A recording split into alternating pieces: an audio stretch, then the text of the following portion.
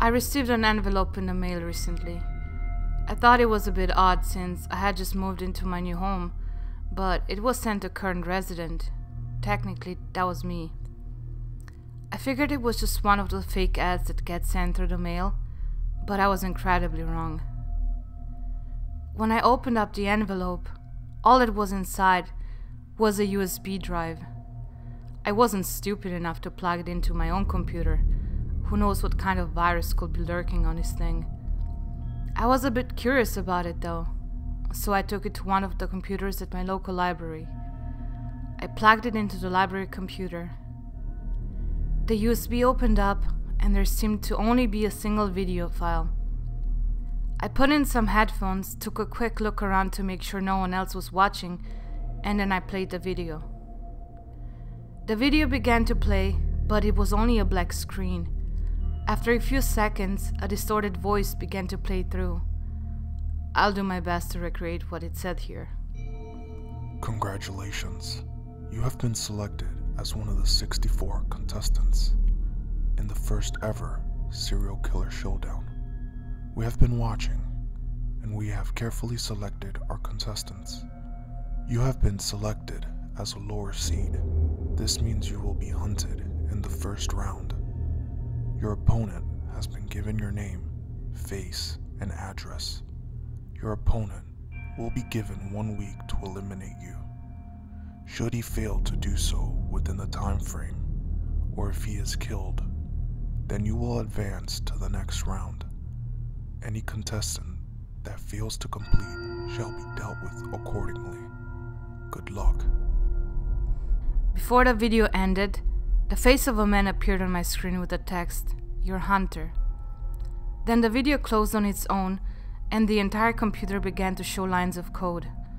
After a few seconds, the computer returned to normal, but the USB drive was now empty. I tried removing it and plugging it back in, but this achieved nothing. I thought this had to be some kind of prank. Serial killer showdown? It sounded like a terrible indie movie.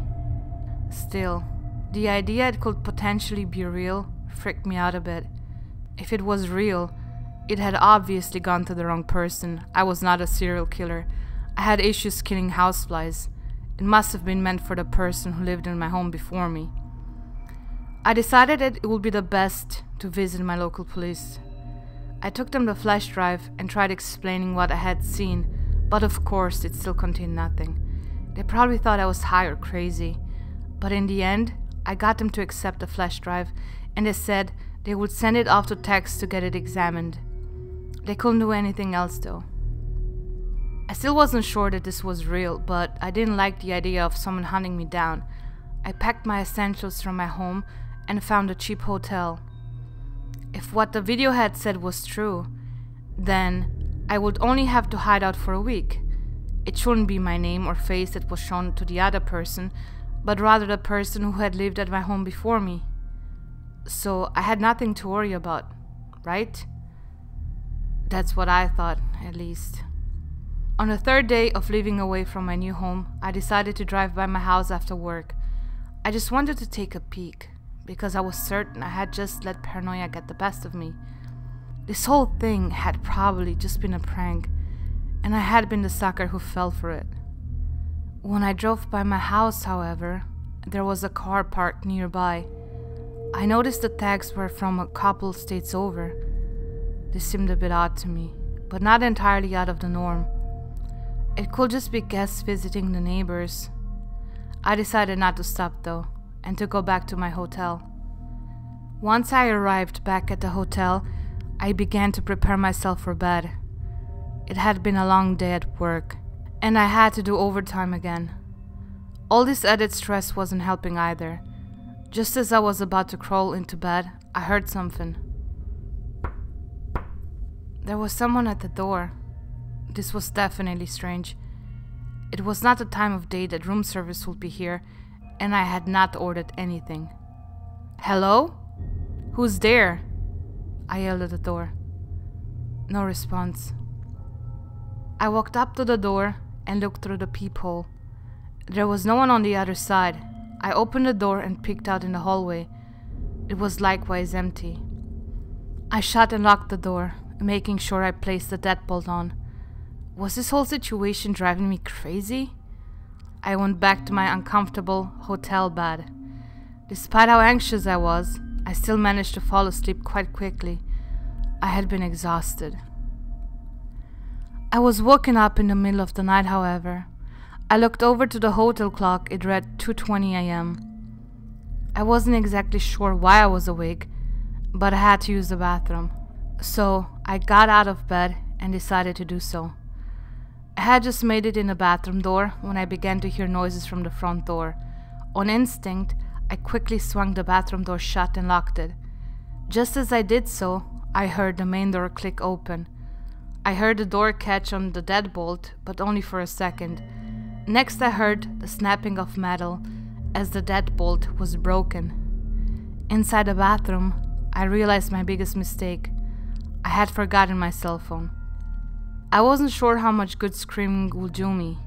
This hotel was cheap, as I had mentioned, and I hadn't ever seen any other guests. The kind of people that stayed here most likely wouldn't flinch if they heard someone scream. I began to scour the bathroom for some type of weapon. There really wasn't much. I turned on the coffee maker all the way up and poured some water inside. Then I armed myself with a plunger I had found in the corner. I guess the intruder hadn't immediately realized that I had hid in the bathroom, because he seemed to walk into the hotel bedroom first. I thought about making a run for it then, but my wallet, keys and phone were all in the bedroom. Not to mention I wasn't in the greatest part of my city, and it was the middle of the night. I was a cornered animal. After spending a few minutes in the bedroom, I heard the intruder's footsteps come back towards the front of the room and closer to me. Eventually, he paused directly in front of the bathroom door. "Listen, I don't know who you are, but you have the wrong guy," I shouted at the door. My pleas fell on deaf ears though. I heard the man take a few steps back and then he began to ram the door. It didn't entirely break the first strike, which was surprising seeing how shitty this hotel was. I knew the door most likely wouldn't withstand the second strike though, so I began to ready myself.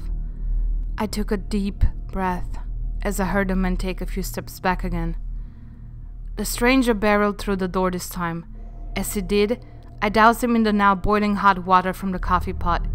My aim had never been better as it splashed directly on his face. He immediately recoiled.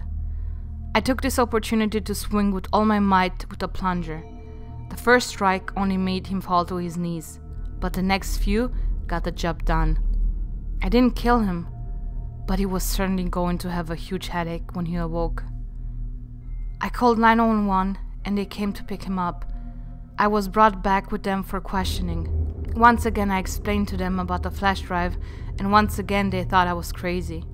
Considering the events, they took my story a bit more seriously, but in the end they didn't seem entirely convinced. The man who had attacked me had been from a few states over. This raised some red flags with the police. He didn't have a previous record though.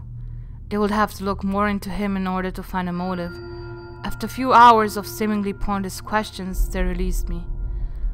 I had just hoped that this whole thing was over. I was given my things from the hotel room, and I decided to just go back to my home. The man chasing me was apprehended now, so I shouldn't have anything to worry about. Just as I walked through my front door, I heard an odd ring come from my phone. I hadn't remembered setting that sound to anyone. In fact, I had never heard that ringtone before. I pulled out my phone to see I had one new message from a name that was just a random assortment of numbers and letters. This is what it said. Your opponent has failed their task. Welcome to round 2.